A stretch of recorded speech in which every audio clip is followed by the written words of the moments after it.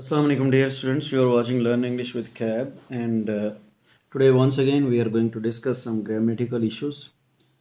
As you people know that for last few days we are talking about the errors occurring while using pronouns. So आज भी हम लोग pronouns पे ही बात करेंगे. Pronouns में हम लोग दो चीज़ों पे बात करेंगे. एक तो indefinite pronouns पे बात करेंगे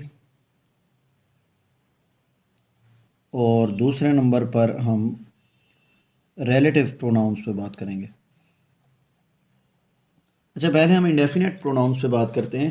पहला तो क्वेश्चन ये है कि इंडेफिनेट प्रोनाउंस होते कौन से प्रोनाउंस हैं.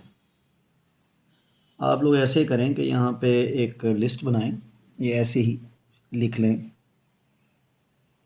सम, एनी, नो और एवरी. इसके नीचे आप लिखें यहाँ पे वन, थिंग और बॉडी. ये आपके पास 4 ऊपर मैंने आपको दिए हैं, 3 इसके नीचे हैं. इनको आपस में मल्टीप्लाई कर दें, यानी कि इस सम को जो है सम वन, समथिंग, समबडी. इसी तरह से एनी वन, एनीथिंग, एनी बडी. इसी तरह से नो वन, नथिंग, नो बडी. तो एवरी को भी इसी तरह से everybody, everything and every one. तो ये आपके पास टोटल जो है अगर आप इसको देखें तो ये 4 और ये 3, 12 हो जाएंगे. अच्छा, इन 12 के दो रूल्स हैं बड़े सिंपली. एक तो इनके साथ हमेशा सिंगुलर वर्ब आएगा, they are followed by singular verb. दूसरे नंबर पे अगर रिलेटिव प्रोनाउन लगाना हो तो दैट आएगा. ठीक है जी, रिलेटिव प्रोनाउन क्या आएगा, दैट, और वर्ब क्या आएगा, सिंगुलर. यानी कि अगर मैं ये कहता हूँ कि एवरीथिंग हैज़ और हैव बीन डन, तो everything has been done, not have. ठीक है जी. तो in the same way if I say that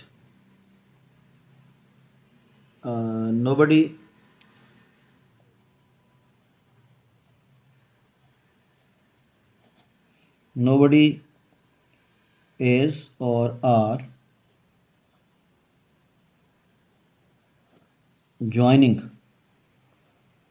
us, तो nobody जो है इसके साथ आप is लगाएंगे जैसे उसके साथ आपने has लगाया था, are नहीं आएगा.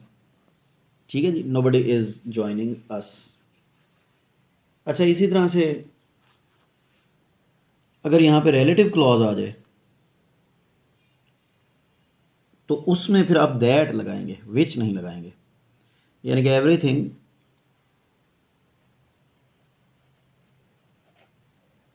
एवरीथिंग दैट और which is needed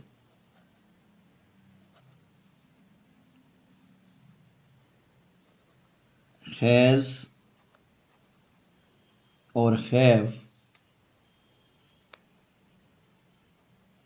been done.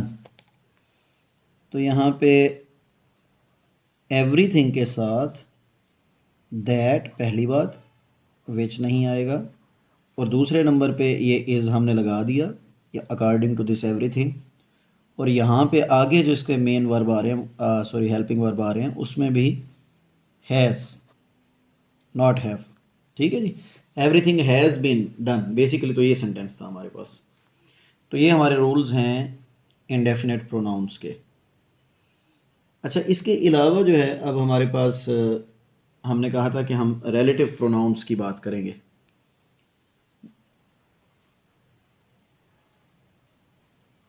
relative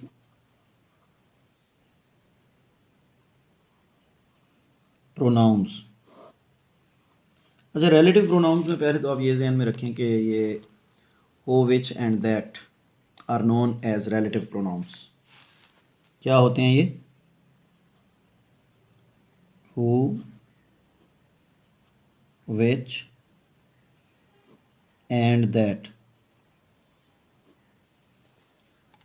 इसका हमारे पास, चूंकि हम इसको रिलेटिव प्रोनाउन कह रहे हैं, रिलेटिव का मतलब होता है रिश्तेदार। इसका मतलब है कि इन प्रोनाउंस का पीछे एक रिश्तेदार होता है हमारे पास यहाँ पे, और फिर यहाँ पे इनका वर्ब आता है। याद रखिएगा कि ये जो रिश्तेदार होता है इसको हम कहते हैं एंटीसीडेंट। क्या कहते हैं? एंटीसीडेंट। और ये जो यहाँ पे वर्ब आएगा ये इस एंटीसीडेंट के मुताबिक आएगा।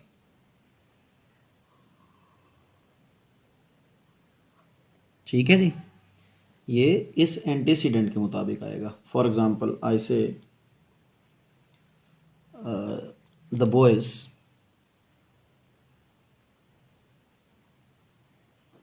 boys who has or have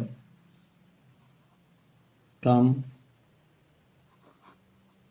from Lahore is or are requested to stay in this hall।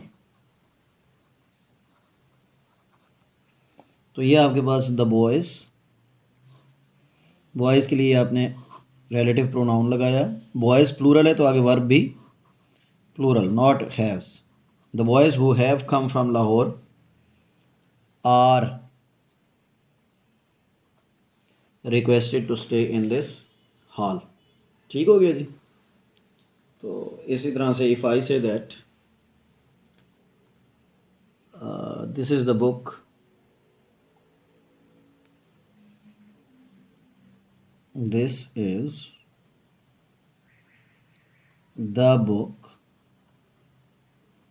which contain or contains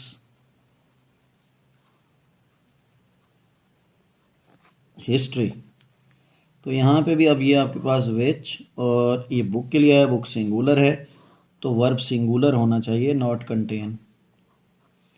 contains history. समझ रहे हैं जी? ये आपके पास इसका मेथड होता है। तो ये जनरल रूल है प्रोनाउंस के लिए। ठीक है जी। इसकी कुछ आगे जाके कॉम्प्लिकेशंस आती हैं, लेकिन अभी हम यहाँ पर we are not supposed to go in those complications. So you are just expected to solve these two problems so far। ठीक है जी। Thank you very much for watching Learn English with Kev। We'll see you tomorrow inshallah। Take care। Allah Hafiz।